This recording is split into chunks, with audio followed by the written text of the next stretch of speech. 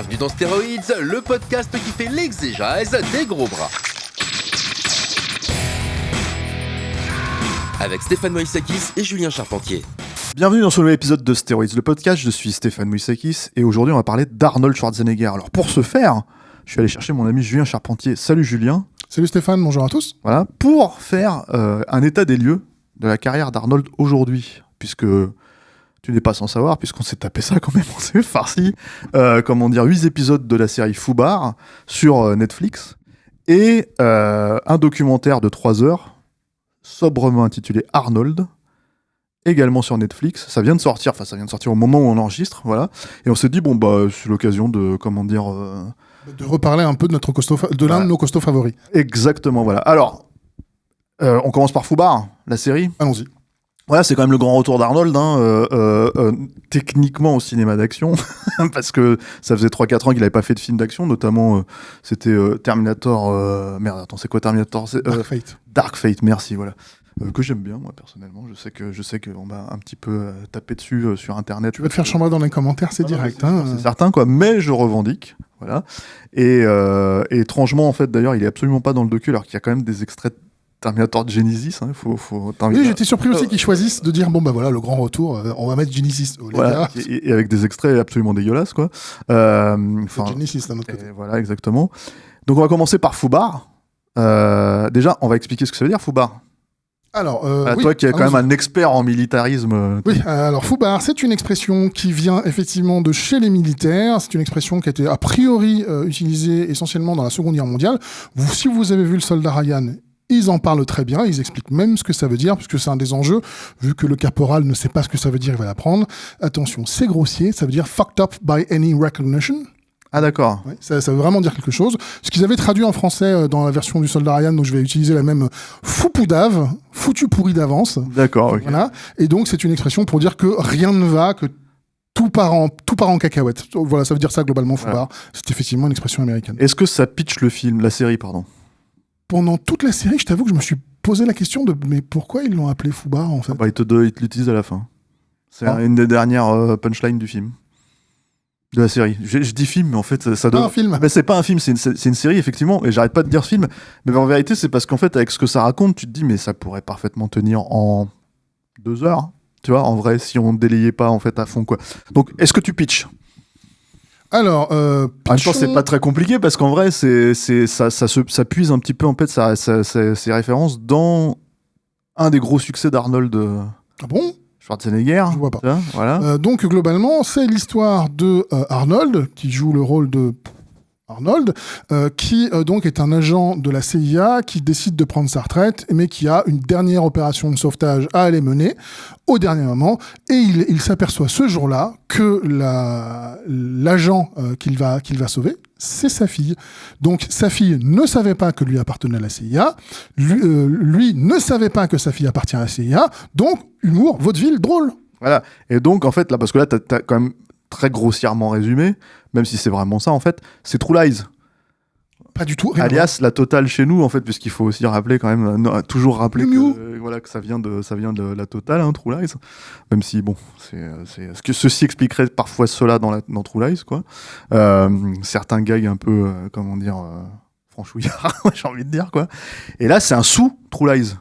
Vraiment, c'est-à-dire qu'en fait, en gros, on est dans un cadre où les mecs, ils se sont vraiment pas pris la tête, ils se sont dit on va prendre le même concept, sauf qu'au lieu que ça soit avec sa femme en fait, qui mentait à sa fille, en l'occurrence, et on va en faire une vraie comédie familiale, plutôt qu'un film d'action avec beaucoup d'humour, puisque c'est ça True Lies surtout, quoi.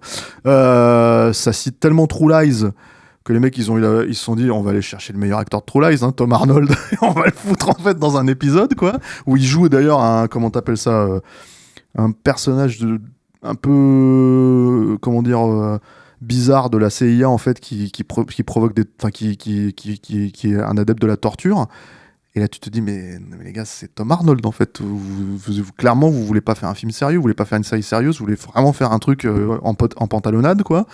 J'imagine que Jamie Lee Curtis a dit non. Je sais pas. Elle est capable de dire oui à beaucoup de choses. Hein. Oui, surtout qu'elle aime beaucoup Arnold. On va en parler puisqu'elle apparaît dans le documentaire, notamment dont on va parler plus tard, quoi. Et finalement, que dire en fait ? Quel est le fond du problème ? C'est-à-dire que j'imagine pour toi et moi, c'est peut-être comme ça qu'on le prend, et on va peut-être commencer par là, c'est qu'on se dit, bon, une série télé avec Arnold, il a jamais fait ça, pourquoi pas. Sur Netflix, tu te dis, bon, normalement, il y a du pognon, donc à tout prendre, il y aura au moins ça, voilà.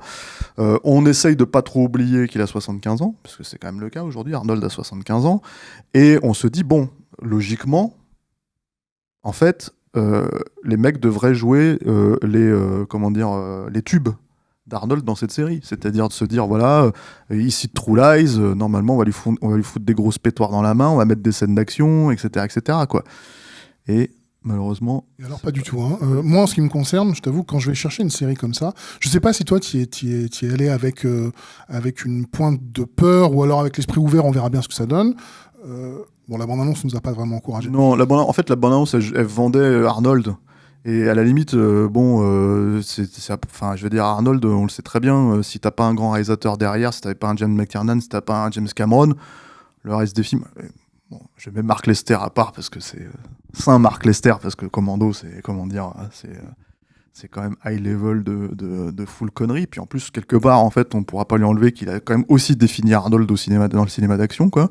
Je mets un petit peu Milius de côté parce que Conan, c'est quand même un vrai perso à part entière, où Arnold était parfait pour interpréter ce rôle-là, mais c'est quand même encore une fois une création à part et voilà, quoi.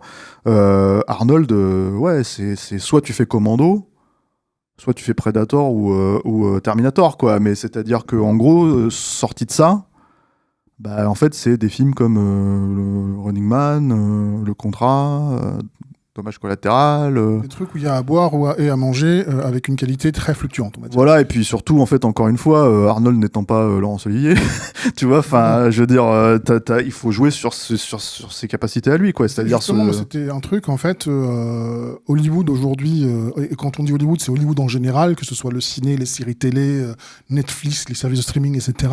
Ils ont tous ce même problème qui est le refus total du risque, total. Donc ce qu'on appelle en marketing la pre-awareness, c'est-à-dire je le rappelle au cas où, c'est de vendre quelque chose que les gens connaissent déjà, pre-awareness qu'on connaît déjà. Et la pre-awareness pour moi c'est un fléau qui aboutit à des trucs comme les raisons pour lesquelles on va au cinéma, The Flash, qui aboutit à des trucs comme ça. Et moi quand tu me dis Foubar en fait il joue le best-of d'Arnold, je te dis ça, en fait ça, ce serait la logique. C'est la logique et ça ne m'intéresserait pas en soi.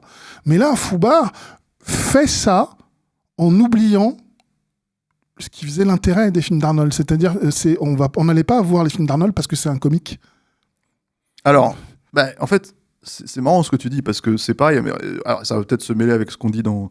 ce qu'on va dire sur le documentaire, hein, mais pour moi, ça revient, c'est comme quand on faisait cette conversation qu'on avait eue sur L'Arme Fatale.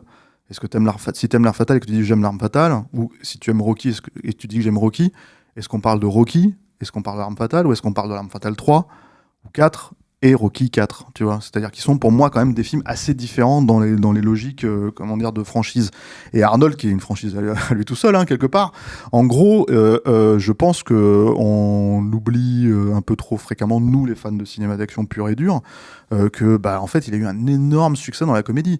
Il a eu plusieurs succès là-dessus, je suis entièrement d'accord. Jumeaux, ils en parlent dans le documentaire justement, et c'est le premier film d'Arnold qui a fait 100 millions de dollars au box-office. Ce qui est d'ailleurs super étonnant, je trouve, dans ce documentaire-là, c'est qu'ils parlent de Jumeaux, ils prennent un certain temps dessus. Il y a Feu Ivan Reitman qui est dedans, quoi. Et par exemple, Total Recall, il est même pas mentionné. Ce qui est quand même le premier vrai blockbuster d'Arnold, en fait, le premier film à 60 patates, quoi, monté entièrement autour de sa personnalité. Donc c'est là où tu te dis, bon, alors déjà, sur le documentaire, on va dire que c'est un choix ciblé, qui est étrange, hein, mais qui est ciblé. Je pense qu'il y avait un rapport avec le fait que Arnold cherche depuis longtemps à faire les triplés, en fait, qui serait la suite très tardive de Jumeaux, qui ne se fera plus maintenant que Ivan Reitman est décédé et que son fils Jason Reitman ne veut pas le faire, en fait. Donc il a vraiment mis le holà sur la production. Donc là, c'est une petite aparté. Mais voilà, c'est pour dire, Arnold, pour pas mal de monde, c'est aussi un acteur de comédie. Alors, à la Arnold, hein, encore une fois, c'est voilà. ça, justement, en fait, je suis entièrement d'accord avec toi. C'est-à-dire qu'il a fait des comédies qui ont été extrêmement populaires, hein, que ce soit Jumeaux ou Un flic à la maternelle, et même un truc, je crois que c'est l'un des seuls Arnold que j'ai pas vu, La course aux jouets. C'est un film qui est diffusé tous les ans à Noël aux États-Unis. C'est un carton, ce film, quoi. Ça n'a pas trop cartonné à l'époque en salle. Oui, mais depuis, c'est devenu un classique de Noël, on va dire. Et donc, oui, il a fait beaucoup de comédies, mais ce n'est pas un comique. C'est pas la même chose, quoi. Voilà. En tout cas, le truc, c'est que, en l'occurrence, il y a quand même un peu d'action dans Foubar, des scènes de merde, hein, mais voilà. Quand on parle du best-of, en fait, d'Arnold, c'est encore une fois, la question, elle se pose, encore une fois, nous, on est fans, de base, quand moi, je vais voir ça, je me dis, bon, il faut quelques scènes d'action avec Arnold, il faut des punchlines. Je suis assez basique, hein. J'essaie vraiment. Tu me demandais en fait comment moi j'ai pris le truc. Évidemment que je m'attendais pas à ce que ça soit une merveille parce que globalement, en fait, ça fait depuis son comeback, c'est-à-dire depuis qu'il n'est plus gouverneur de Californie, il a essayé de revenir au cinéma d'action, il a essayé de revenir même à la comédie, voire essayer des rôles un petit peu plus risqués, façon de parler, on va dire, dans son cadre à lui, quoi. Et c'est catastrophe sur catastrophe sur catastrophe. C'est-à-dire, ce qu'il a fait peut-être de mieux, c'est Expendables 2, quoi. Donc, faut quand même. Il y a des gens qui aiment bien Le Dernier Rempart. Le Dernier Rempart. Voilà, je sais. Moi, je pense que c'est un film qui est très bizarre, Le Dernier Rempart. Le côté Arnold m'intéresse, je trouve ça sympa. Mais dès qu'il y a la poursuite en bagnole avec Eduardo Noriega, c'est vraiment, je m'en fous, quoi. En fait, je vois ces deux films différents pour moi, j'ai l'impression. C'était un film on parle pas beaucoup de Foubar du coup, mais c'était un film qui avait un intérêt. On pourrait faire un story. C'était un film qui avait un intérêt pour moi parce que il faisait ce que Foubar ne veut pas faire.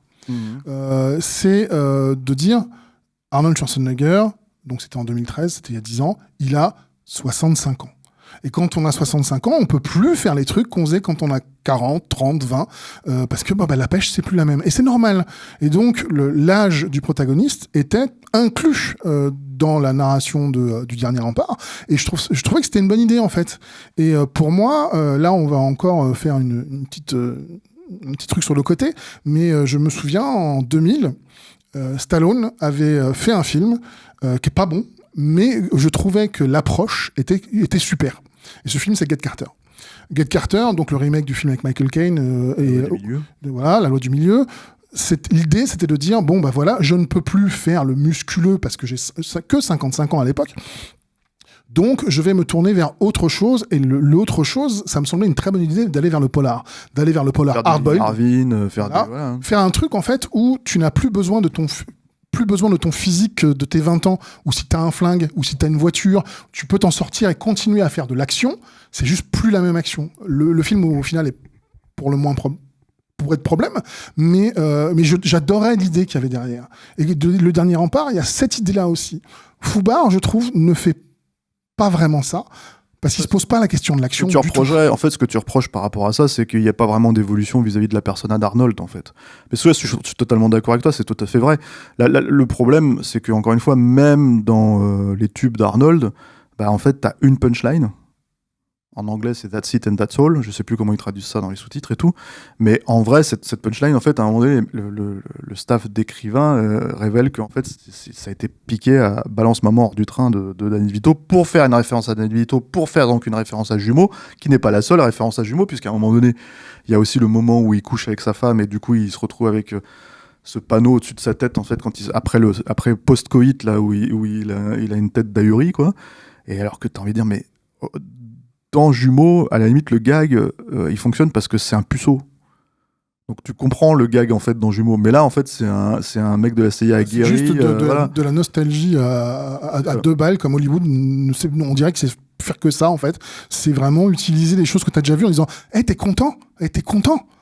Mais non, je suis pas content, en fait. C'est pas ça que je veux voir. Ouais, et puis encore une fois, je pense tu vois, je pense qu'il y a peut-être un moment donné de faire une référence à Get to the Chopper ou je sais pas quoi, enfin c'est punchline, je sais plus, enfin c'est quand même 8 heures qu'on s'est tapé un peu l'œil tort. En fait, faut quand même reconnaître, hein, 8 heures d'épisode, quoi.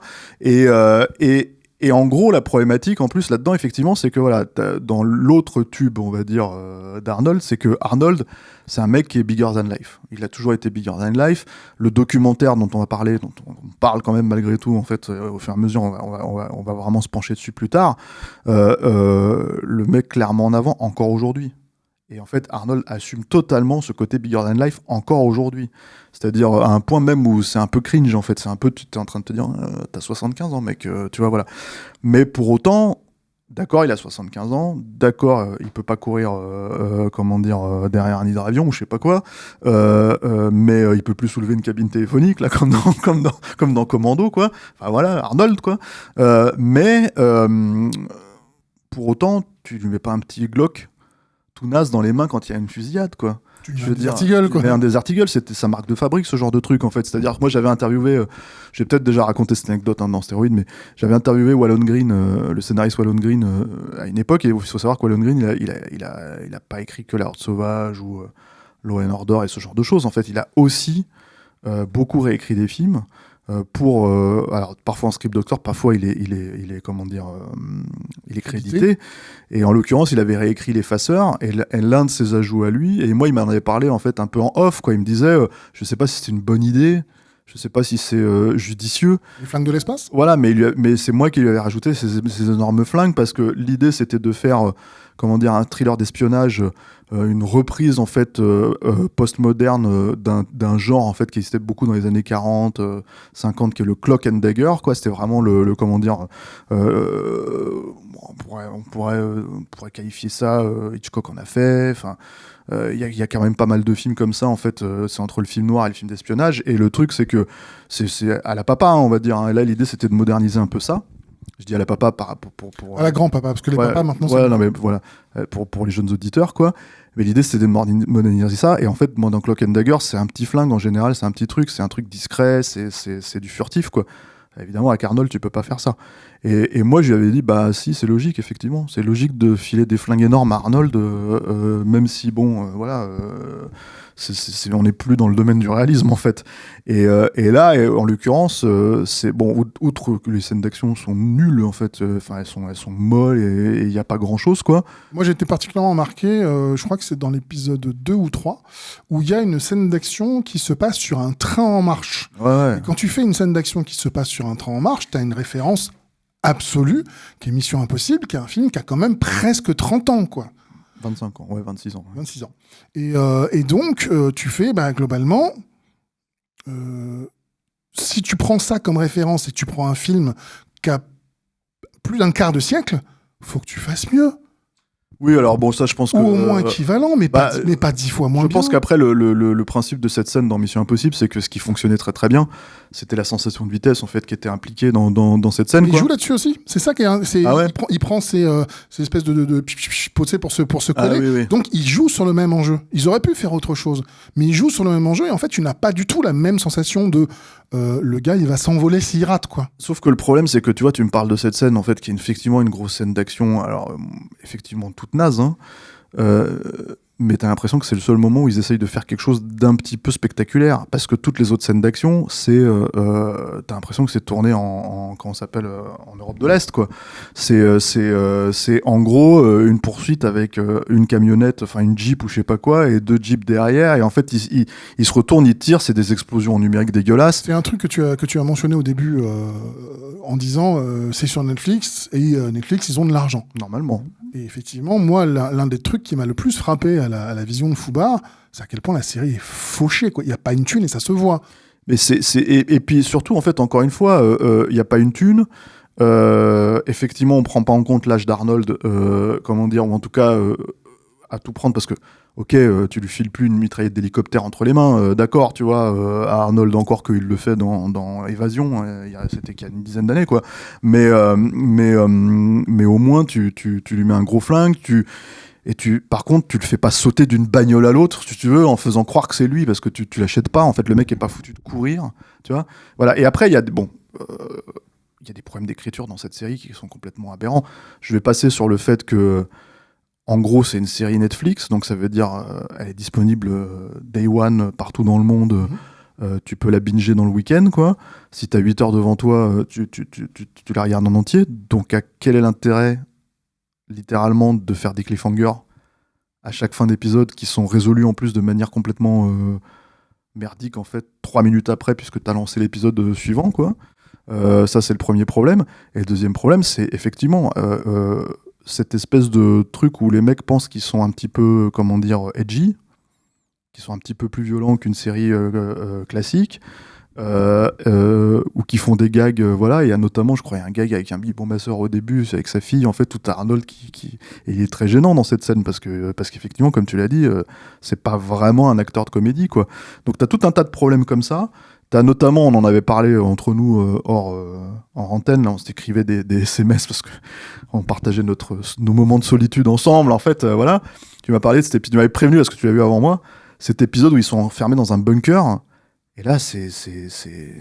Littéralement les feux de l'amour. C'est 20 minutes de querelle familiale. 20 minutes, 40 minutes, ouais. Tu sais, 40 minutes de querelle, de machine, elle a embrassé l'autre, et comment tu peux dire ça, pourquoi t'as embrassé tel bonhomme alors que c'est ton collègue et que tu t'apprêtes à te marier avec ton mec, enfin, tout un tas de trucs comme ça et tout. C'est voilà, en fait, bon, vous avez dû remarquer qu'on n'est pas vraiment fan de ce qu'on a vu, mais je pense qu'on est aussi dur parce que il y a la personnage de Schwarzy et que tu peux pas l'effacer. Et qu'en fait, ce rôle-là aurait pu être joué par Tom Holland. Véritablement, il aurait pu être joué par n'importe qui. Le fait que ce soit Arnold Schwarzenegger n'a aucun impact sur ce qu'est cette série. Aucun. Alors, moi, alors, artistiquement, c'est sûr. À quelques détails près, on va dire, quoi. Mais d'un point de vue commercial, je pense que si, parce que justement il y a une reprise, alors nous je suis pas sûr que ce soit diffusé en France, mais il y a une reprise de True Lies en fait, une vraie reprise de True Lies en série télé. Oui, sur Disney+. Ah, c'est sur Disney+. Bon, voilà. Au même moment, et apparemment c'est annulé. C'est déjà annulé parce que ça se plante. C'est la spécialité, hein. Bah non, mais on voilà. fait des séries que personne n'a envie de voir avec de la pré-awareness, après on fait les gens les regardent pas. Bah ouais, bah c'est surtout que tu regardes le truc de loin, tu te dis mais ça ressemble autant à True Lies que Foubar ressemble à True Lies en vrai, si tu veux, si ce n'est que eux ils ont Arnold. Contrairement à cette série où je sais plus c'est qui les acteurs là, mais voilà. Et du coup, en gros, sur ce terrain-là, on peut dire que bah en fait ils ont donné le pion à la vraie adaptation de True Lies en série télé, quoi. Qui en plus moi me semble avait été annoncé depuis des années quoi. Non, J'ai l'impression que McG était censé bosser sur ce truc-là. Je me demande s'il est pas dessus d'ailleurs, tu vois. Enfin voilà, mais c'est comment dire. Bon, enfin après ça reste une série télé qui délaye complètement en fait son sujet, qui abandonne ses pistes d'ailleurs. Il y a plein de pistes narratives voilà. qui commencent et qui vont, enfin qui n'aboutissent pas. Voilà. Ou alors qui aboutissent, mais presque plus comme une suite de péripéties que comme un récit. Ouais, puis en fait, il n'y a pas que ça. C'est-à-dire que, à la limite, à tout prendre, en fait, si tu veux, sur une série comme ça, parce que c'est le principe des séries, en fait, c'est de développer les personnages, c'est que tu te dis, ok, donc en fait, le nerf de leur série, c'est de se dire, ok, il a un problème avec sa fille. Et sa fille, elle a un problème avec son père. Donc, du coup, en gros, elle se retrouve, elle va faire des thérapies ensemble, père-fille, auprès du, comment t'appelles ça, du docteur Pfeiffer, je crois, c'est ça, le docteur, parce qu'il s'appelle comme Michel Pfeiffer, quoi. On l'appelle Dr Pepper, comme ouais, docteur, parce que gag, voilà. Et en gros, le mec leur sort parce que gag aussi, si tu veux, il leur sort des marionnettes à leur effigie, donc t'as une marionnette à l'effigie d'Arnold, quoi. Et en fait, ils sont censés les utiliser pour exprimer ce qu'ils ressentent, en fait, si tu veux, en imitant l'autre, quoi. Et en gros, bah ça, cette thérapie-là, ça va jusqu'à l'épisode 3, et puis après, ça disparaît complètement. C'est repris comme une blague, je crois, à un moment vers la fin. Ouais, c'est repris comme une blague parce que t'as deux autres personnages qui reprennent les mêmes marionnettes d'ailleurs, en fait, et qui en fait les font parler, quoi. Mais c'est un gag, on suit pas la logique d'évolution des personnages, quoi. Je pense tant est qu'on puisse parler qu'il y a une évolution de personnages, en fait. Je pense que c'est un peu le problème qu'on avait avec la série, c'est que forcément, quand tu amènes Schwarzenegger, t'emmènes des promesses avec toi. Et que cette série, entre son budget, par exemple, tu vois, la toute première scène de la série se déroule à Anvers. Et c'est une mission d'Arnold Schwarzenegger. Dans l'intégralité de cette scène, déjà, la plupart de la série n'a pas été tournée à Anvers. Il y a 2-3 plans d'exposition et puis c'est tout. Et ce sont des scènes du personnage qui bouge. Et donc, en fait, le personnage est joué de dos. Parce que c'est pas Schwarzenegger. Parce qu'il peut plus, simplement. Et c'est pas une critique. Il a 75 ans. Mais le fait est que on t'ouvre sur une promesse de ça va être international. C'est pas filmé à Anvers et ça se voit. Juste derrière, Ils vont en Grèce, c'est pas filmé en Grèce. Ils vont en Guyana, qui est censé être un pays tropical. Les arbres, c'est des bouleaux. Célèbre arbre tropical. Et donc, du coup, ce côté cheap finit par se voir, en fait. Ouais, puis... En plus, tu as la promesse de l'action, qui n'est globalement pas vraiment tenue. Et donc, je pense aussi que toi et moi, et je sais pas si ce sera vrai pour les gens qui regardent, mais en tout cas, toi et moi, on n'a pas réussi à passer outre le fait que quand on regarde une série avec Schwarzenegger, ce qu'on veut voir, c'est Schwarzenegger. Quelle que soit la version de Schwarzenegger, que ce soit une version évoluée d'un homme qui a 75 ans et qui peut plus faire ce qu'il fait, mais en tout cas que ça ressemble à son personnage. C'est surtout, moi, la question que je me pose en fait en voyant ça, mais qui est une question que je me pose depuis 10 ans avec Arnold, c'est pourquoi tu veux revenir ? C'est-à-dire que, en fait, et là le documentaire, et pour le coup, on peut vraiment commencer à se poser des questions en fait autour vraiment du documentaire, et expliquer un peu ce que c'est, quoi. Le documentaire, en fait, il essaye de parler de ça, quoi, en fait.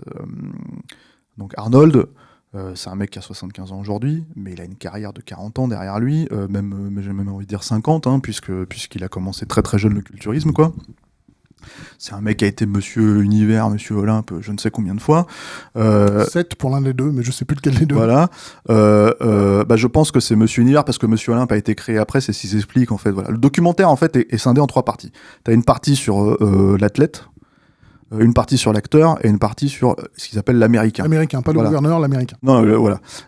C'est, je pense, en fait, effectivement, mais c'est lié à la politique, c'est-à-dire, ça fait partie des trucs, en fait, avec Arnold, où on pourrait se demander pourquoi, en fait, il s'est intéressé à la politique. Apparemment, c'est quelque chose qui était là depuis très longtemps. C'est-à-dire, on voit dans les images d'archives du documentaire que, en gros, on lui pose déjà la question dans les années 80.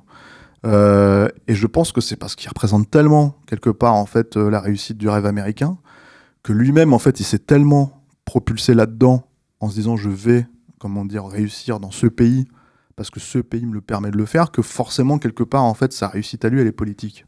Même si, on va dire, dans les années 80, même s'il était un peu accoquiné à Reagan, et il a été accoquiné à Bush ensuite derrière pour des je crois qu'il a un poste de ministre ou un truc comme ça, vaguement, quoi. En tout cas, Il était plus là pour promouvoir le sport auprès des jeunes. Ouais, il a été assermenté, quoi, par le gouvernement Bush, quoi. Bush père, au début des années 90.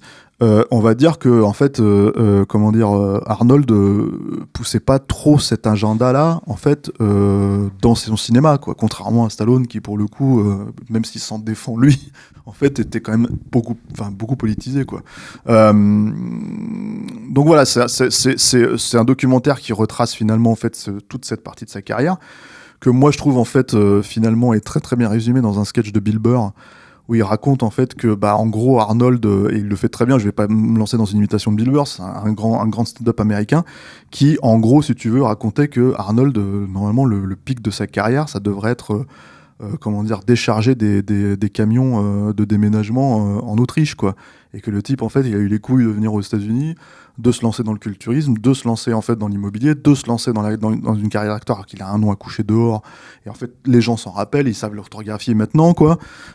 Qu'il est devenu gouverneur, qu'il s'est marié avec une Kennedy. Donc, effectivement, c'est quand même une destinée complètement dingue, hein. Il faut le dire, quoi. Après Foubar, donc, qui a été pour toi et moi une expérience un peu de visionnage un peu compliquée. C'est vrai qu'on n'est pas vraiment rentré dans le détail, on n'a pas parlé... C'est compliqué de rentrer dans le détail parce que globalement, en fait, en gros, c'est de l'humour de merde, des scènes d'action de merde, et en fait, Arnold, il n'en sort pas grandi, et en fait, je suis parti un peu dans cette direction. Alors en disant... attends, pour la peine, vu que tu as utilisé le mot de merde, c'est pas très gentil, parce que tu as peut-être des gens qui ont bien aimé Foubar. Donc, essaie de dire un truc gentil sur Foubar.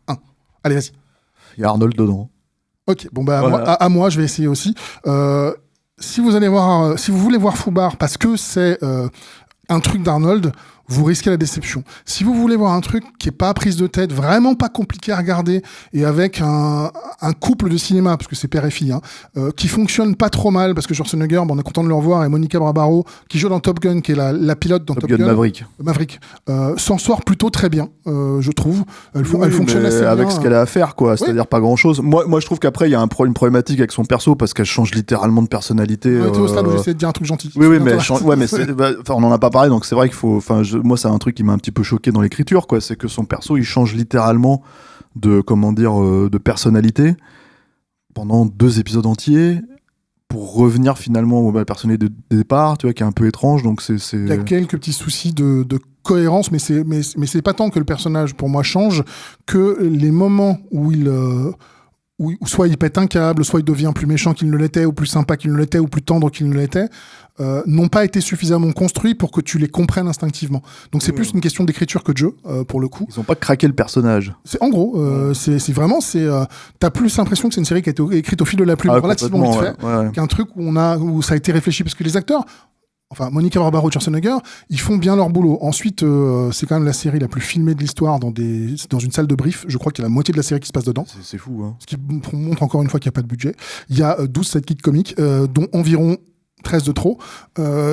Bref, pour une fois que tu as vu Fubar et que ça a été un peu compliqué, parce que du coup, je me remets à dire du mal à mon tour, moi, ça m'a fait plaisir de voir ce documentaire, parce que justement, ça fait ce que tu viens de dire. C'est de nous rappeler à quel point ce type-là a une destinée qui est invraisemblable, unique au monde, et qu'en plus c'est un homme qui a su se renouveler plusieurs fois. Mais c'est ce que je disais en fait en faisant la connexion entre les deux, quoi. Outre le fait que c'est sur Netflix et que ça sortit à peu près en même temps, quoi. Et j'imagine que l'un sert à la promotion de l'autre, on va dire. Genre, rappelez-vous qui est Arnold Schwarzenegger. Plus ça tombe bien, voilà une série avec Arnold Schwarzenegger. Ou vice-versa, quoi. Tiens, je veux en savoir plus sur Arnold Schwarzenegger, je ne connaissais pas. Hop, il y a un documentaire. L'idée, c'est que en fait, ce documentaire, donc, effectivement, explique très bien la destinée hors norme du mec. Et du coup, tu te retrouves à te poser la question, en fait. Pourquoi tu fais Fubar derrière ? Pourquoi est-ce qu'en fait, si tu veux, quel est le challenge ? Parce qu'en fait, il te parle que de ça, de challenge, en fait, de défi, tu vois, dans le documentaire.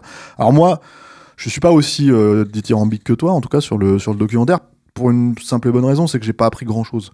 C'est-à-dire sur 3 heures de métrage, alors il faut peut-être expliquer, c'est fait avec l'assentiment d'Arnold. Oui, qui est très présent d'ailleurs. Très très présent, même presque trop présent, moi je trouve. Il y a quelques personnes supplémentaires en fait qui viennent témoigner. C'est un peu trié sur le volet quand même, hein. Il y a un cinéaste vraiment, c'est Cameron. C'est James Cameron, quoi, qui, en plus, tu retiens qu'il parle plus de Last Action Hero que de ses propres films, en fait, ce qui est quand même un peu bizarre, quoi. Parce que finalement, les anecdotes de Cameron, c'est les anecdotes ou d'Arnold sur Terminator et sur leur relation, c'est littéralement les mêmes anecdotes, en fait, que tu vois, genre, tu vas pas m'apprendre à écrire, tu vas pas m'apprendre à être scénariste sur le Back, tu vois. En fait, moi je trouve qu'il y a un aspect dans ce documentaire, il y a 3 épisodes, effectivement, comme tu l'as dit, qui est vraiment découpé tout simplement. Moi, l'épisode où j'ai rien appris, c'est l'épisode du cinéma. Évidemment, puisque c'est l'épisode qu'on connaît le mieux, c'est celui qui est le plus documenté, c'est celui qui nous intéresse le plus, avec nos sensibilités à nous. J'ai appris plusieurs choses sur le culturisme, parce que le culturisme n'est pas quelque chose qui m'intéresse, mais là j'ai appris comment il était devenu ce qu'il est devenu, et puis dans le 3e j'ai appris quelques trucs sur ce qu'il a fait en politique. Tu l'as pas lu Total Recall, en fait, le je livre, n'ai pas lu Total Recall, sur ses mémoires là, qu'il a écrit il y a une dizaine d'années. C'était pour ça. Du coup, mais ce que j'ai trouvé très intéressant, moi, c'est pas tant la somme d'informations que tu peux apprendre ou ne pas apprendre, que la plongée dans la psyché de quelqu'un. Et ça, j'ai trouvé ça vraiment intéressant et vraiment bien fait. Alors, bon, moi, voilà, effectivement, j'ai pas appris grand-chose. Je discuterai aussi certains angles. C'est-à-dire que, en fait, en gros, il y a des choix un peu étranges dans chaque partie, je trouve. Alors, surtout dans la 2e et la 3e. À la limite, le culturisme, bon, c'est assez... s'il y a un truc... Parce que c'est aussi, en fait, ça suit quand même finalement une certaine timeline, en fait, dans une frise chronologique, en fait, qui part de sa naissance à aujourd'hui, quoi. Ce qui fait que chaque partie, concerne effectivement un axe de sa carrière, quoi. Mais, il y a des éléments évidemment biographiques très spécifiques qui sont pas forcément liés à l'athlétisme ou au cinéma. Il y a notamment, je pense, à ce moment où ils parlent de la mort, en fait, du frère d'Arnold, en fait, Maynard, qui est mort au début des années 70. Ça fait partie des choses que moi j'ai apprises. Ah oui, d'accord, ok. Moi je le savais, quoi. Mais ce qui est surprenant, puisque tu parles de psyché, en fait, c'est que il y a un moment donné, en fait, qui est très très. Alors c'est payant, c'est marrant parce que c'est une mise en place, en fait, qui est payante dans le 3e épisode. C'est-à-dire que en gros, il y a ce moment, en fait, où il parle de ça, il parle de la mort de son père Gustave. Moi, je les trouve quand même très très légers sur le passé de son père, hein, qui était nazi, quoi. Mais un documentaire, c'est un angle. C'est comme tout, tu ne peux pas parler de tout. Oui. Ils ont choisi un angle qui est l'angle, à mon sens, de la psyché. Voilà. Et le truc avec la psyché, c'est que en fait, quand il parle de ce moment-là, il y a ce moment qui est hyper étonnant parce que tu dis, mais il a 75 ans, il devrait un tout petit peu se remettre en question, et il le fait pas vraiment, je trouve. C'est que quand il parle de son frère et qu'il parle de son père, en gros, on montre un extrait de documentaire en fait d'époque. Je crois que c'est dans Pumping Iron ou dans un truc comme ça en fait, où il dit en gros, bah moi quand mon frère est mort, j'ai décidé en fait J'ai décidé que ça n'existait pas, quoi. En ça gros. n'existait pas en gros, pour continuer sur ma trajectoire et en fait ne pas me laisser intimider quoi par mes problèmes personnels et ma souffrance. Et quand il revient dessus en fait aujourd'hui à 75 ans, et il le dit ouvertement, hein, j'ai 75 ans, enfin tu vois, je veux dire voilà, il dit en gros la même chose. Et ça c'est très surprenant. Tu te dis mais avec l'âge et le recul, Mais justement, tu ne te remets pas en question, en fait, si tu veux, vis-à-vis de comment. Et surtout, en fait, il est presque plus. Comment dire. Perspicace, en fait, à 25 ou 30 ans, là, quand il parle dans le documentaire d'époque, où il dit je vais peut-être m'en prendre plein la gueule plus tard, en fait, à force de déni. Là, il dit même pas ça. C'est genre, en gros, il passe outre. Et ce qui est payant, finalement, c'est quand il parle de la mort de sa mère en 98, où il s'est rendu compte d'un seul coup qu'il savait plus pourquoi il se lançait tous ces défis-là, si ce n'était que, en fait, c'était pour avoir l'assentiment de sa mère, quoi. C'est-à-dire faire la fierté de sa mère, quoi. Et c'est, je trouve, le seul vrai moment où moi, je me suis dit, tiens, le cœur d'Arnold, il était là, en fait, si tu veux. Mais moi, c'est justement un exemple que moi je pourrais te donner sur le plonger dans la psyché, c'est qu'effectivement, ce qu'on te montre, et tu l'as dit toi-même, hein, pendant tout le documentaire, c'est cette mentalité incroyable, c'est cette volonté de bouger les montagnes qu'a Arnold Schwarzenegger, qu'on va appeler une mentalité de gagnant. Et il y a cet exemple où il est sur scène, alors j'ai oublié le nom de l'autre culturiste, où ils sont en train de faire des pauses et de se montrer, etc. Et puis Arnold, à ce moment-là, est déjà un gars qui gagne. Et donc, il fait ses pauses avec son gars et il dit au gars, bah, écoute, ça fait 10 minutes que les jurés ne nous regardent plus, on n'a qu'à descendre. Et le mec fait, ouais, t'as raison, il s'en va. Et là, Schwarzenegger, il se tourne vers les juges, il fait, je comprends pas pourquoi il s'en va.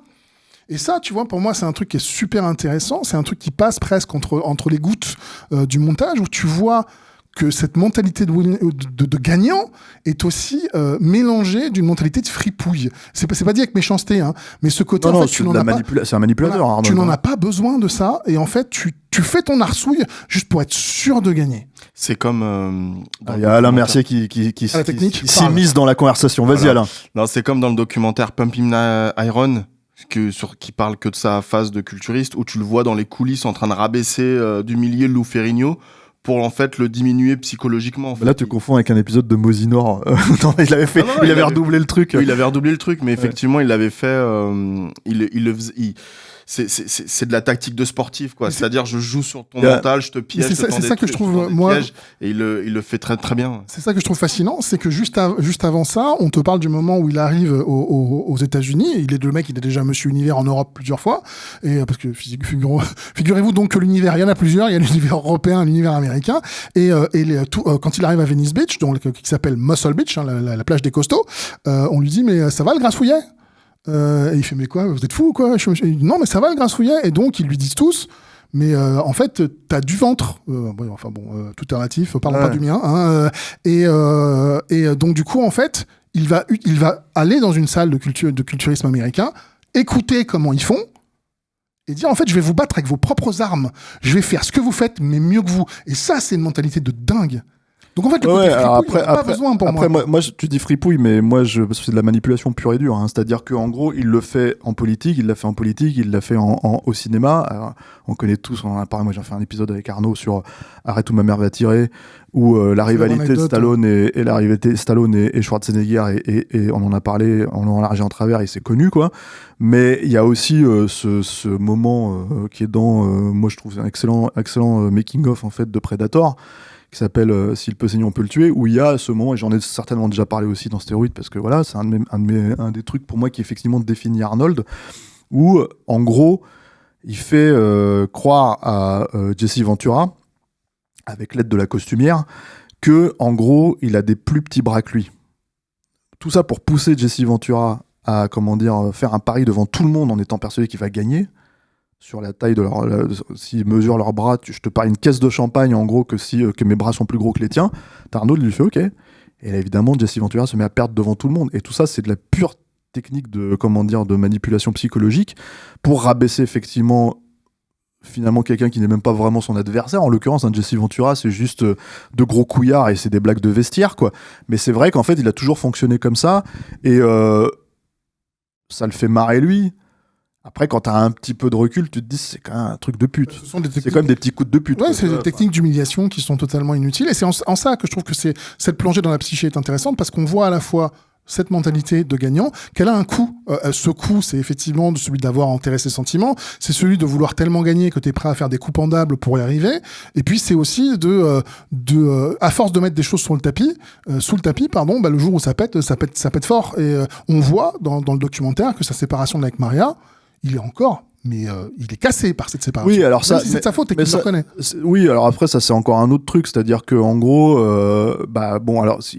c'est pareil, je trouve qu'en fait, pour moi le problème c'est que quand tu regardes un documentaire, même s'il y a un angle, même s'il y a une prise de truc, c'est que tu te dis normalement en fait c'est quand même difficile de passer à côté de certains éléments.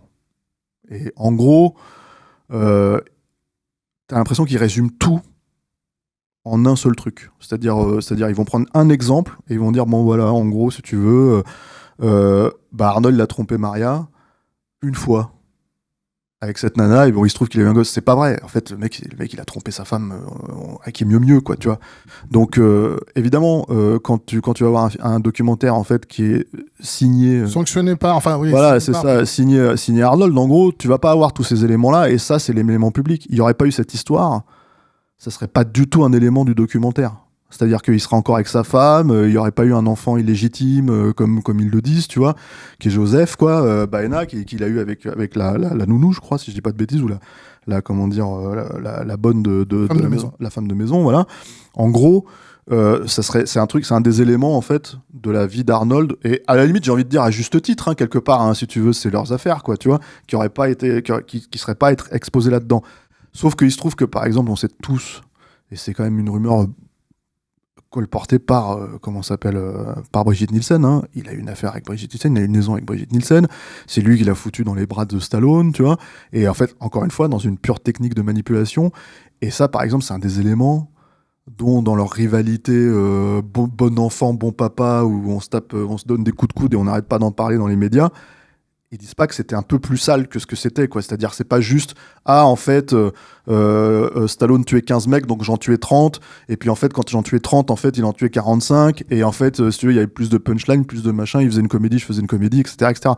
C'est beaucoup plus sale que ça, en vrai, leur affaire, quoi. Globalement, je suis assez d'accord avec toi. Comme tu l'as dit, à partir du moment où il y a Schwarzenegger dans le documentaire, ça ne peut être qu'hagiographique. Et je trouve qu'au niveau de la géographie, il y a quand même des craquelures qui font que on voit qui il est, que oui, ils ne font pas. C'est pas comme s'ils disaient il a trompé sa femme, on n'en parle plus. Non, c'est une partie importante de la troisième partie du documentaire. Donc ils font pas l'impasse sur les choses. Et je trouve que pour un documentaire qui reste au niveau de la géographie, on s'en sort plutôt bien.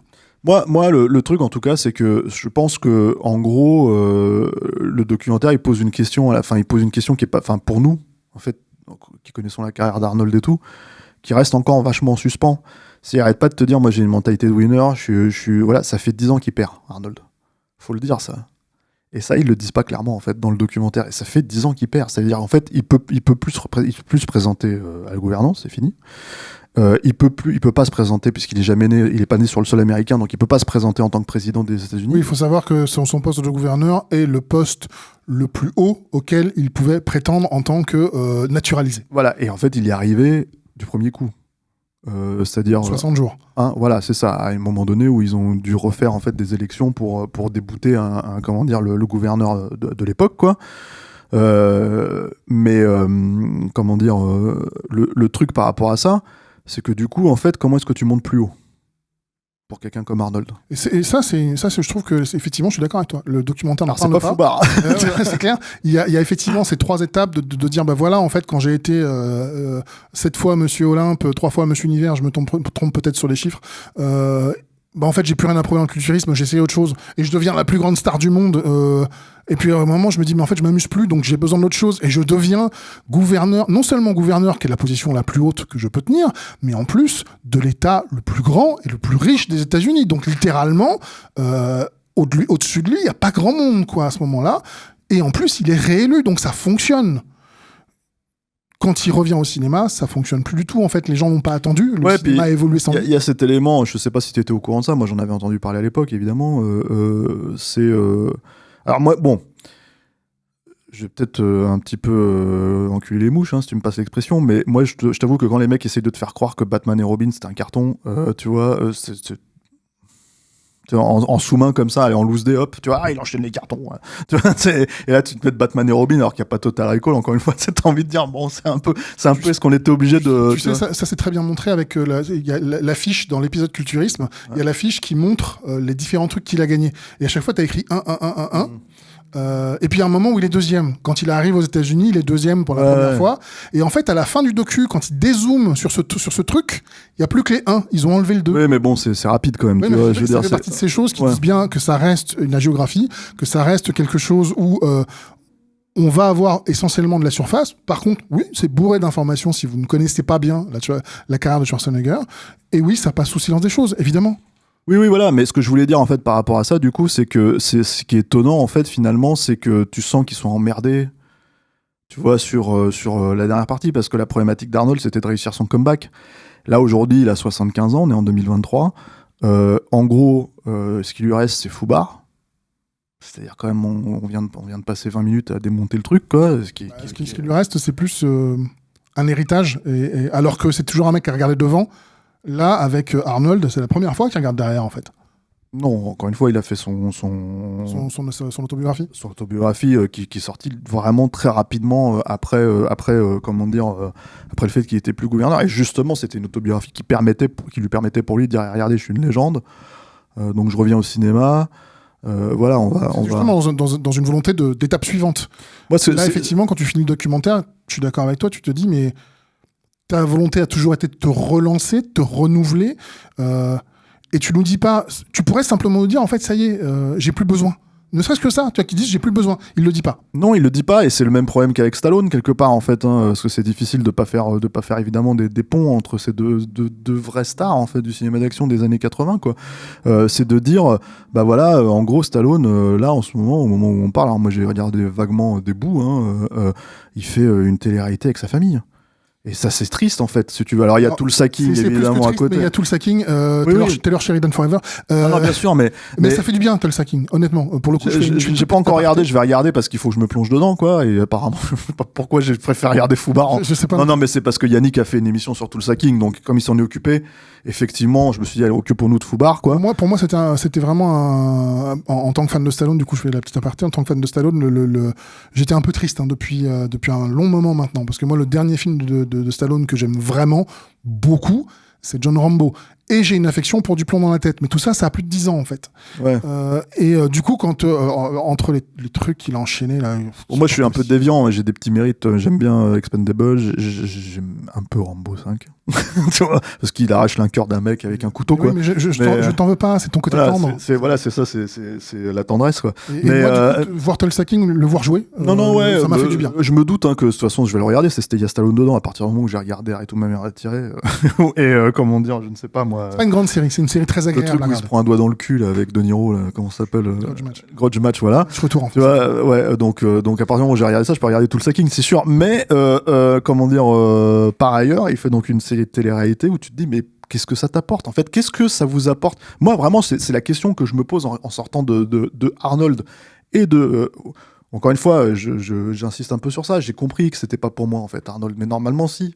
Normalement, ça devrait être pour moi, en fait. Moi, je suis le premier public à me lancer dans ce documentaire-là. Tu sais déjà tout, en fait. Donc, Ah oui, mais justement, tu vois, je me dis, je vais peut-être apprendre des trucs en plus. Tu vois, le seul truc un petit peu sympa, c'est il y a quelques moments, hein, mais c'est vraiment c'est du picor, quoi. C'est Cameron qui raconte que Arnold l'appelle en larmes, en fait, si tu veux, quand la Station Hero se plante, et qu'en fait, t'as Cameron qui se paye sa fiole et qui lui dit, bah, en fait, j'ai l'impression que c'est la première fois où j'ai l'impression de parler à un petit gamin quand je parlais à Arnold, quoi, tu vois. Donc ça, c'est un peu rigolo, et puis c'est Cameron, il peut se permettre de le dire parce qu'ils se connaissent depuis 40 ans, et que, en gros, Ça, il le dit un peu à la fin, mais j'ai l'impression qu'il le dit un peu en étant un peu, ne me traitez pas de self-made man. En fait, j'ai réussi grâce à, tu vois, telle personne. Bon, bah moi j'ai envie de te dire, ta carrière cinématographique, tu la dois à Terminator et tu la dois clairement à James Cameron aussi, quoi. Tu vois, je veux dire, même je trouve plus que Conan et plus que, comment dire. Moi, c'est un moment que j'ai beaucoup aimé parce que je sais que les gens qui y arrivent disent toujours, j'ai provoqué ma propre sang, j'ai été brillant, et si j'ai réussi, c'est parce que je suis génial, et si tu réussis pas, c'est toi, c'est parce que t'es pas assez bon. Donc pour tous les artistes qui galèrent, quand t'entends ça, t'as juste envie de péter les cervicales. Pas celle de Schwarzenegger, il est beaucoup trop costaud. Et là, d'avoir. 75 ans, t'as peut-être tes chances. Ouais, peut-être. Ouais. Mais je ferai gaffe quand même, ouais, c'est Hardy, quoi. Il doit être armé, hein, il est républicain. Ouais. Et d'avoir, tu vois, ce gars à qui tout a souri pendant très longtemps, dire en fait personne se fait tout seul. Il faut que tu aies un coup de bol. Mais moi, je pense justement que c'est un des trucs en fait qui est un petit manquement, je trouve, dans le documentaire, c'est que ça lui a souri. Il a une vie extraordinaire. Hein, ça, personne va dire le contraire, quoi. Il l'a provoqué, personne ne va dire le contraire. Maintenant, je pense que justement, en fait, il y a un rouage dans la machine Schwarzenegger qui n'est pas clairement montré, je trouve, dans ce documentaire-là. C'est-à-dire que, en gros, justement, ce dont parle, James Cameron, ce que t'as suggéré sur, sa séparation avec, avec Maria Shriver, c'est, je pense, des éléments qui sont un peu trop survolés pour moi dans la globalité du truc. Ça définit pas forcément sa carrière. Mais moi, à la limite, quitte à ne pas apprendre quelque chose vraiment en regardant ça, j'aurais aimé au moins découvrir l'homme derrière, si tu veux, un peu plus, un peu mieux, et surtout l'homme, parce que moi je l'ai interviewé, Schwarzenegger, je me suis retrouvé devant lui, c'est une machine. Hein. À quelle époque ? En 2003, donc il y a une vingtaine d'années, pour T3 à Cannes. Et en fait, c'est il est très très flippant, hein. C'est-à-dire qu'en gros, déjà, il est hyper impressionnant, il est déformé, parce que je pense qu'il a... Alors, c'est un des trucs, en fait, je sais pas que je l'ai appris, mais je pense que c'est quasiment la seule fois où il avoue qu'il a pris des stéroïdes dans la partie athlète et tout. Mais moi, je pense qu'il l'a pas arrêté, en fait. En tout cas, ses problèmes de cœur et ses trucs, etc., je pense que ça vient de là aussi. Il n'y a pas que la génétique et le fait que sa mère, elle avait le même souci, quoi.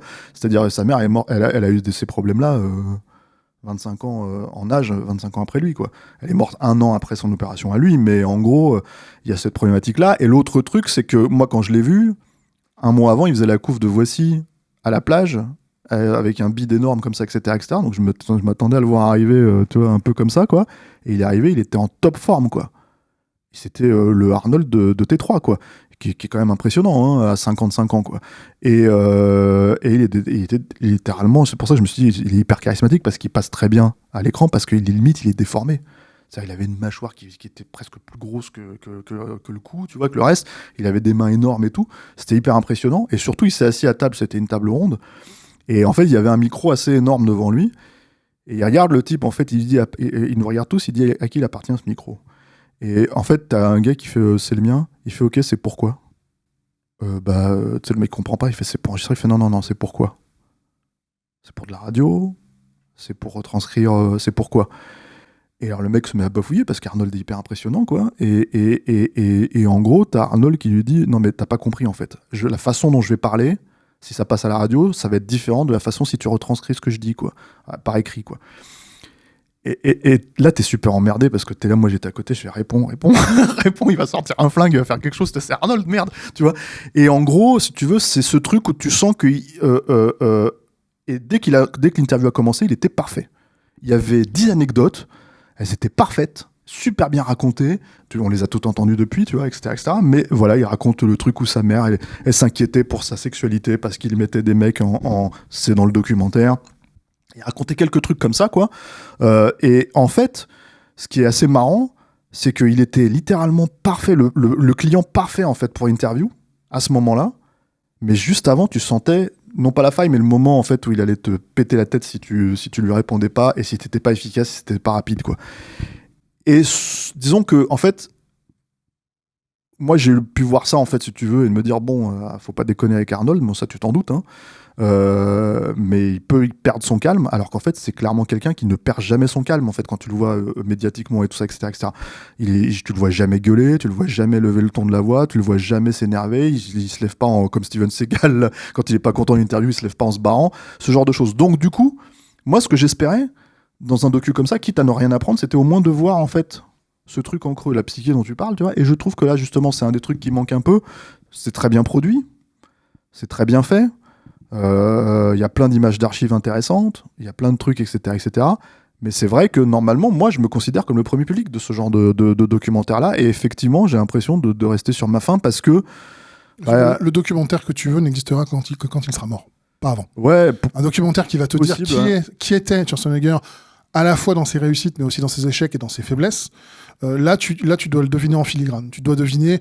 tu disais, qu'est-ce qu'il cherche encore Stallone quand il fait sa télé-réalité, lui quand il fait Foubard, mais ils vont chercher quoi en fait? C'est quoi leur but? Ce sont des gens qui sont incapables de vivre sans les acclamations. Je veux dire, c'est évident, quoi. Ouais, mais c'est intéressant ce que tu dis parce que en fait le truc c'est que voilà, il lui pose cette question vis-à-vis de sa mère, tu vois, quand elle est morte, tu vois, pour qui je fais ça, tu vois. Il donne pas vraiment de réponse claire, nette et précise. Il dit juste que c'est le moment où il s'est demandé pour qui il faisait ça. Ça reste en suspens. On peut tirer des conclusions. Hein. Il le fait pour nous, il le fait pour son public, il le fait pour effectivement avoir besoin en fait comment dire, d'être acclamé en permanence. Mais moi je me dis pour des gens qui ont tant d'argent, et là, enfin voilà, Stallone, Schwarzenegger, c'est des mecs qui sont riches à millions, quoi. C'est des gens qui n'ont plus besoin de quoi que ce soit, Voilà. et pourtant Qui pourraient choisir des projets, quoi. Qui peuvent pas, qui n'arrivent pas à se dire, ok, mon moment est passé. C'est dur pour quelqu'un qui a été l'homme le plus populaire du monde, l'un comme l'autre. Hein. Et ça a été les hommes les plus populaires du monde, et puis tout d'un coup, les clameurs de la foule, elles sont ailleurs. Et vu que c'est encore plus flagrant chez Stallone, qui a toujours été une victime de la mode et qui a toujours voulu plaire, entre guillemets, de façon ostensible, là où Schwarzenegger, effectivement, t'as plus ce côté calculé. Mais chez ces deux personnes-là, et moi je trouve que c'est presque touchant chez ces deux personnes-là, leur défaut, leur plus gros défaut, le défaut le plus apparent, dont ils ne te parlent jamais, mais qui éclate dans Arnold, c'est celui-là, je ne peux pas vivre sans les clameurs. Et un documentaire, tu vois, nous dit ah c'est cool, maintenant j'ai acheté un truc à 6 roues et je roule dedans sur des routes enneigées en Autriche. Je m'en fous. Mais il a besoin de te dire t'as vu, j'ai encore une vie plus grande que la tienne. Alors qu'en fait maintenant il a une vie. Je dirais pas normal parce que bon. Non bah le mec il a des non mais il a des ânes et des trucs comme ça chez lui là dans sa maison à Brentwood là ou je sais pas quoi, donc oui non il a pas une vie normale non plus. Mais il a une vie on va dire presque rangée et ils n'arrivent plus à rebondir parce qu'ils ne sont plus, et c'est normal, ils ne sont plus en phase avec leur époque. C'est pas forcément un mal vu la gueule de l'époque. Hein, mais c'est intéressant. Oui, alors ça c'est une chose, mais c'est intéressant ce que tu dis parce que en fait globalement, je pense que dans le feu de l'action. Bon, on était gamins en plus à l'époque, mais je suis sûr que tu as plein de nostalgiques en fait qui ont aucun problème avec le Contrat ou Running Man. Moi, je trouve que c'est pas des très bons films, mais voilà. Dans le feu de l'action, en fait, t'acceptais Running Man et le Contrat ou ce genre de choses quand t'avais Commando là, où ça bourrinait comme c'est pas permis, quand t'avais Rambo 2 ou quand t'avais je sais pas moi, tu vois. Pardon.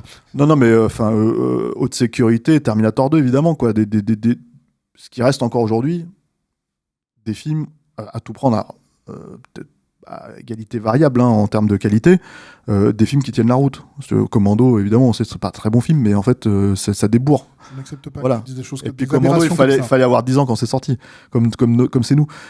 Mais là, le problème, c'est voilà, et on en revient à Foubard, c'est moi le voir faire Foubard, voir Stallone faire un requin débile chez James Gunn ou ce genre de conneries, en fait, tu vois, je me dis, mais ça vous apporte quoi à part en fait chercher les clameurs de la foule, tout simplement parce qu'effectivement il va chez James Gunn. Arrête de m'attrister comme ça, monsieur Charpentier. Mais il va chercher ça. Qu'est-ce que tu veux qu'il aille chercher chez James Gunn? Sais, ouais. Normalement c'est lui qui devrait apporter à James Gunn et pas l'inverse. Tu vois, il y en a un qui est une légende et l'autre qui est le scénariste de Scooby-Doo 2, le Maverick, le moins Maverick de l'histoire. Ah là c'est toi qui vas avoir des commentaires. Ouais, je déteste James Gunn. Voilà, c'est toi qui vas avoir des commentaires. Voilà. En même temps pour une fois Charpentier qui généralement ne s'énerve pas. Non mais James Gunn il m'énerve. Et puis de toute façon comme ça au moins j'aurai un commentaire sur autre chose que sur mon poids, ça me fera plaisir. Je sais, je suis gros. Arrête, c'est bon. Bon, ne commentez pas sur le poids de Julien. Mais James Gunn, oui, c'est pas lui qui sert Schwarzenegger. Non, bien sûr. Stallone. C'est l'inverse. Non, mais ce que je veux dire en fait, c'est que si tu veux, c'est voilà, on se retrouve dans des, on va peut-être boucler la boucle. Hein, on va sortir de scène, nous aussi. On va arrêter de tirer la couverture à nous comme eux. On a passé notre époque aussi. Voilà, c'est ces trucs qui restent un petit peu en suspens en fait, si tu veux, pour moi en tout cas, qui j'aurais espéré avoir quelques réponses sur ça, quelques révélation en fait de la part d'Arnold et vraiment en fait pour dire bah en fait si je continue c'est parce que j'ai ce feu sacré pour ça. Et effectivement aujourd'hui moi je vois pas en fait où il disperse son énergie. Donc ça reste quand même quelque part pour moi le documentaire un peu trop égotique, quoi. Encore un peu trop. Alors tu me diras c'est normal, ça s'appelle Arnold et c'est sur lui. Mais comment dire, c'est Arnold, ça rend un peu triste en fait, je trouve. Voilà. Carrément. Ouais, moi je trouve ça me rend un peu triste de me dire mais ta gloire elle est derrière toi, elle est énorme, hein, elle est monstrueuse. Hein, je remettrai jamais en question en fait ce que le mec a réussi à avoir. Non mais c'est impossible. Mais comment dire, c'est un peu. Enfin moi j'ai pas envie de célébrer ça. En fait, parce que quand je le vois en fait à côté, ce qu'il fait c'est Foubard, ce qu'il fait c'est pour ça que moi-même j'ai envie de dire Dark Fate c'est finalement ce qu'il y a de mieux parce que en gros ça pose des questions sur qu'est-ce que c'est devenu le Terminator. Tu veux dire ou dans ces dernières années quand ce qu'il y a de mieux. Dark Fate. Ouais. Bah ces 10 dernières années ouais. D'accord. Ah oui. Ah bah non, tu peux pas. Enfin évidemment que c'est pas comparé avec Terminator 2 ou. Non, j'ai voilà. son retour. Mais Mais si son tu retour c'était il y a compares. 20 ans donc. Hein Son retour c'était il y a déjà 20 ans hein, donc. Non, son retour c'était il y a. Ah non, c'était il y a 13 ans, 12 ans. Ouais, c'était en 2011-2012. Non, c'est ce qu'il a fait de mieux, mais c'est aussi parce que c'est peut-être le seul film qui se pose des questions sur ce que c'est le Terminator, c'est-à-dire aujourd'hui le Terminator par Arnold, hein, c'est-à-dire vraiment en fait encore une fois. Donc si je résume, on vient de passer 45 minutes à dire aux gens non mais regardez pas, c'est nul en fait, c'est ça la conclusion. Bah, en tout cas, évidemment, je veux dire quand tu parles forcément de ces trucs-là, Foubard, on savait qu'on allait dire ça.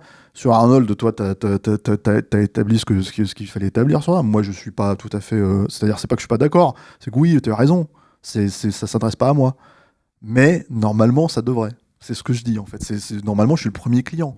Oui, Je sais qu'il y a Arnold, voilà, tu sais, donc normalement, enfin voilà. Et Foubard aussi, normalement, c'est ça le truc en fait. Foubard, après que Foubard, ça soit raté, que ça soit nul, bon, c'est moins grave parce qu'en fait, le mec, il a chié, je sais pas combien de films. Il y a peut-être des gens parmi les gens qui nous regardent qui ont aimé Foubard. Et vu qu'on a été très dur, et c'est vrai qu'on n'est pas tellement rentré dans le détail, on a vraiment été dur.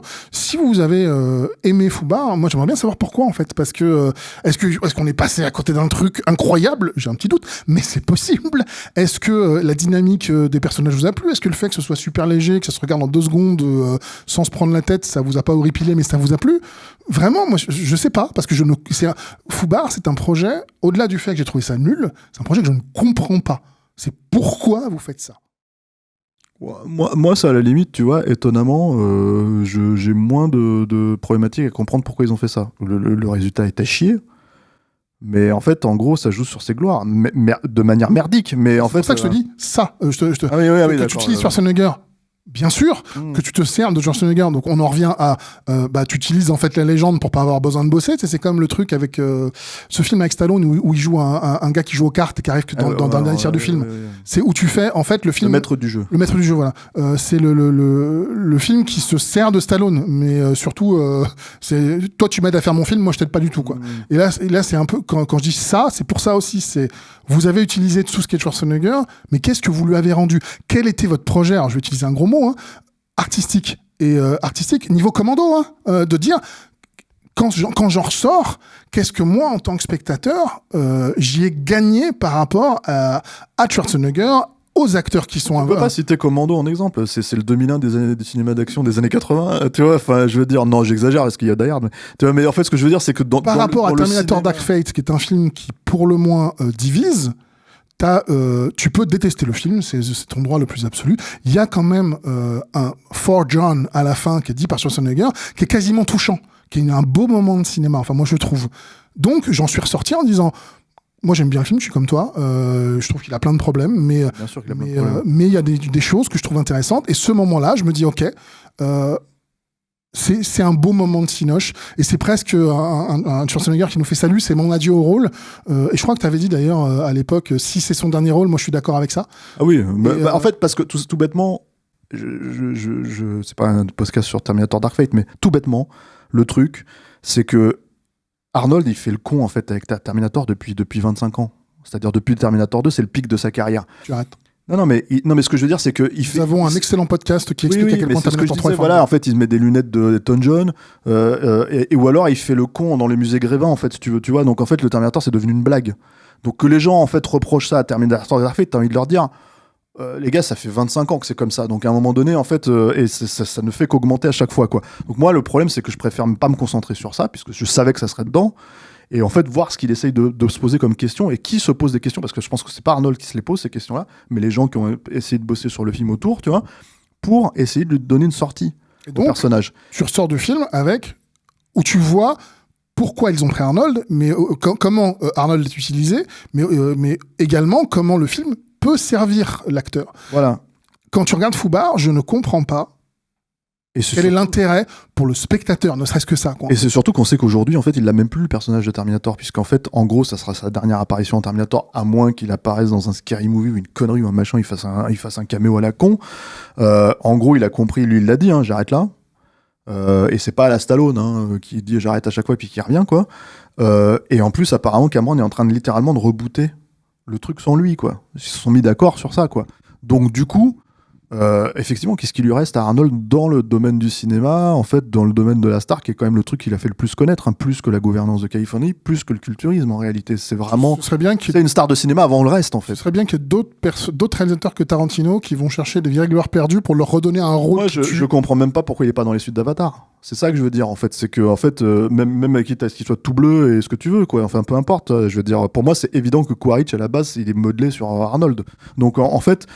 Voilà, c'est ce que je comprends pas, c'est ce besoin en fait de faire des petits trucs merdiques comme Foubar ou comme Maggie ou ce genre de trucs qu'il faisait là, il y a encore 5-6 ans, 7 ans, et au lieu de tout simplement avoir le cigare, la mitraillette dans un coin de voilà. Et puis moi je trouve ça beau, Stéphane, c'est-à-dire que c'est un peu comme Arnold, ce podcast est devenu une plongée dans ta psyché où on voit tout ton amour. C'est pour ça qu'on va s'arrêter là, parce que en plus je vois Alain qui est en train de traiter. Arrêtez-vous, arrêtez de parler les gars, ça suffit maintenant. Allez, on a tiré la ligne. D'opiner en plus. Ouais, non mais je sais, je le vois depuis tout à l'heure, je le connais Alain, j'enregistre tous les podcasts avec lui à côté, quoi. C'est mon premier public. Voilà. Donc Monsieur Charpentier, on en reste là. On en reste là, donc moi je conseille un petit peu Arnold et pas du tout Foubar. Voilà. Moi je conseille. On les a regardés, donc vous survivrez. Hein. Voilà, c'est comme nous, quoi. Arnold un peu plus, effectivement, que Foubar, quoi. Et on se retrouve la prochaine fois pour... Allez, on le dit ce qu'on traite ? Si tu veux. Allez, The Town de Ben Affleck. On s'est dit, tiens, on n'a jamais traité Ben Affleck dans un podcast stéroïde, il me semble. Hein. Peut-être que si, en vrai, mais je crois pas. Donc, parlons de ce film-là que tu aimes beaucoup. Beaucoup. Voilà. Donc, on en parlera à ce moment-là. Je remercie Alain, merci à la technique, en fait, qui comment dire, ronfle, transpire, comment dire... baille, si tu veux, allez nous entendre parler d'Arnold, en fait, ronchonne depuis tout à l'heure. Non, je suis fan comme vous, mais ouais, je pense que là, on a un peu tiré à la ligne. Voilà, on a tiré à la ligne. Alors, donc, je vous dis au revoir et à la prochaine. Salut. Ciao.